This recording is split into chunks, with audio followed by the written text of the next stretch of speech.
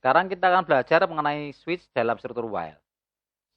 Seperti yang sudah Anda pelajari, bentuknya seperti ini. While kondisi diikuti dengan kelompok instruksi.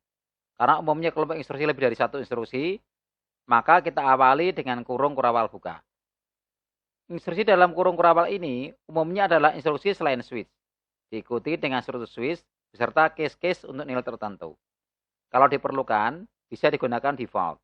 Di bawah struktur switch adalah instruksi untuk perubahan nilai variabel kondisi. Jadi, dalam kelompok instruksi while, biasanya setidaknya dua instruksi.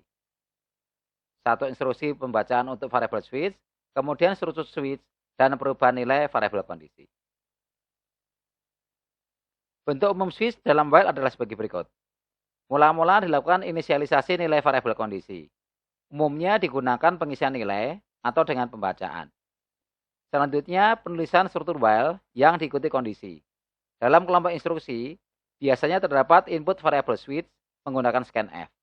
Di bawahnya adalah struktur switch dengan variabel kondisi, dilanjutkan dengan case untuk masing-masing pilihan nilai. Masing-masing case diikuti dengan instruksi-instruksi sesuai nilai tersebut dan pilihan default jika diperlukan. Jangan lupa untuk memberikan pasangan kurung kurawal pada struktur switch. Di bawah switch adalah instruksi untuk perubahan kondisi while dan kurung kurawal untuk akhir dari while. Contoh persoalan. Ini terkait dengan komentar berdasarkan nilai. Baca 3 nilai dan nilai yang dimasukkan oleh pemakai bebas. Boleh berapa saja tanpa ada batasan. Jika nilai 8-10, tulis bagus. Nilai 4-7, tulis cukup.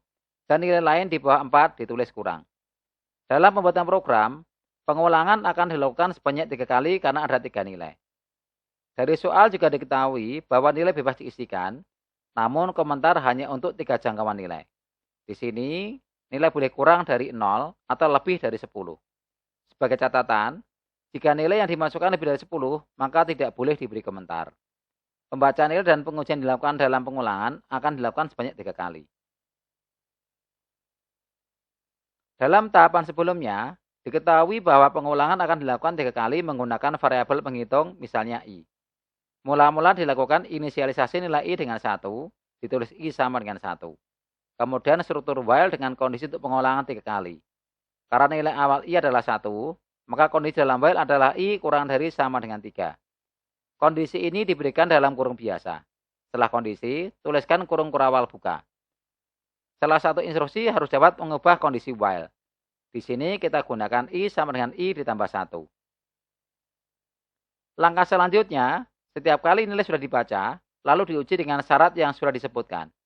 Jika nilai sesuai, maka akan ditampilkan komentar di monitor. Jadi di sini kita bisa melakukan pembacaan nilai. Berikutnya adalah pemilihan tampilan komentar berdasarkan nilai.